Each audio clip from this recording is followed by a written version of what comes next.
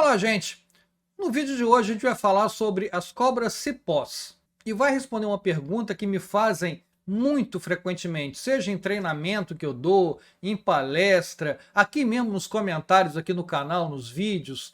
E a pergunta é: cobra cipó tem veneno? Então aproveita que a gente vai entrar com a nossa vinheta aqui, vai se inscrevendo no canal, porque está começando mais um Papo de Cobra.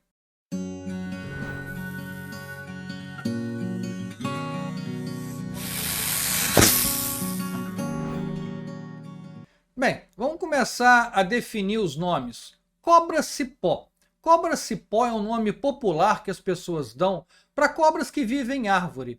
E às vezes são de várias famílias, não é um grupo natural, é um grupo artificial. São cobras que vivem na árvore, de vários coloridos, então o pessoal chama de cobra-cipó de uma forma geral. É exatamente como falsa coral que eu falei no vídeo anterior. Também é um grupo artificial, tem várias famílias, tá? Cobra-cipó é mais ou menos isso. Então, como são várias espécies e vários gêneros, eu escolhi hoje para falar sobre uma espécie que talvez seja mais conhecida das cobras-cipós, que é a Phyllodes olferse.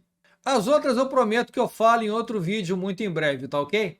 A Phyllodes olferse é essa aí, ó.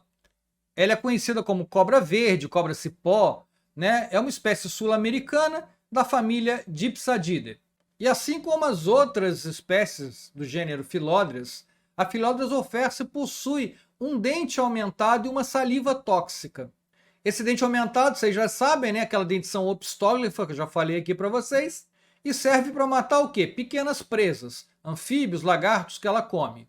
E se acontecer do homem ser mordido por uma cobra verde, por uma Phyllodes olferse, o que acontece? Vai dar dor, vai dar um edema, né? E normalmente não acontece nada além disso, embora a gente tenha um registro de morte, de óbito, uma criança por Phyllodes olferse. Então algumas pessoas são alérgicas a esse veneno e tem que tomar cuidado. Mas sobre isso eu falo daqui a pouquinho. Vamos falar um pouquinho da Phyllodes olferse. Ela tem a coloração verde, tem uma faixa longitudinal de cor marrom no dorso, que vai da cabeça até a cauda. Embora alguns exemplares, dependendo da região, não apresentem essa faixa. Ela tem um tamanho mediano, ela atinge cerca de 1,5 m de comprimento total e a cauda é muito longa, gente, correspondendo de 20 a 30% do tamanho total dela. Então 20 a 30% basicamente só é a cauda. As fêmeas normalmente atingem um tamanho maior do que o macho e no Brasil elas são encontradas desde o Amazonas até o Rio Grande do Sul. Ela habita áreas abertas como o Cerrado e a Caatinga, mas é mais provável ela ser encontrada em zonas de transição e em florestas. Ela é basicamente diurna e ela se alimenta de pequenos mamíferos, aves, anfíbios e lagartos. Ela é ovípara e pode colocar em torno de 7 a 8 ovos de cada vez. E ela tem um comportamento defensivo que, quando ela é surpreendida, normalmente ela foge, ou pelo chão, correndo pelo chão, ou subindo nas árvores. Agora, se ela ficar acuada ou se ela for capturada, aí ela pode morder com muita facilidade.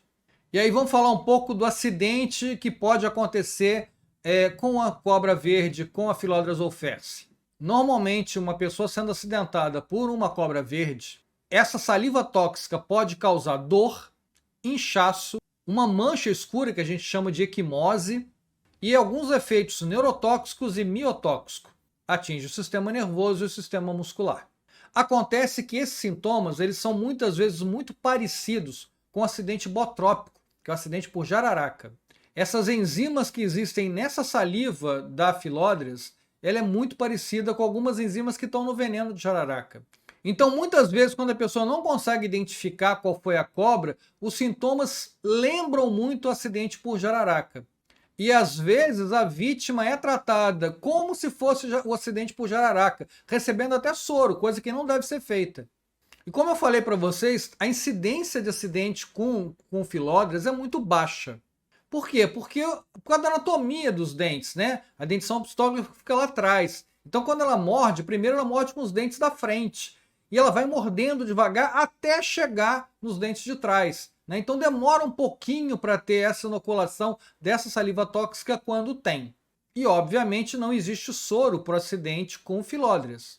Normalmente quando acontece um acidente assim, a pessoa é tratada por analgésico.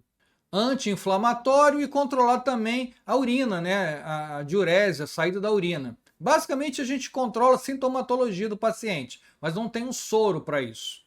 E como eu falei para vocês, os acidentes são raros, né? Normalmente os acidentes sérios são mais raros. Normalmente são acidentes leves que acontecem.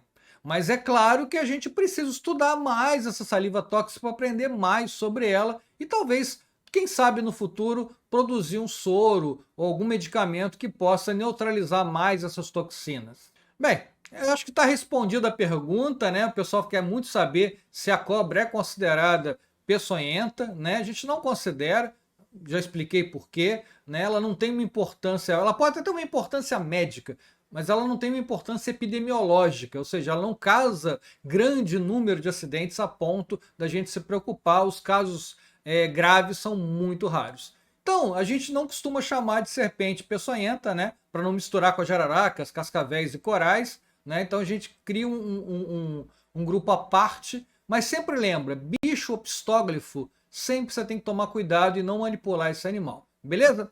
Então ficamos por aqui hoje, espero que você tenha gostado desse vídeo. Se inscreve aí no canal, porque em breve a gente vai ter mais um outro vídeo, ou alguma outra espécie, alguma curiosidade que você tenha, porque a gente vai ter mais um Papo de Cobra. Valeu, gente. Obrigado.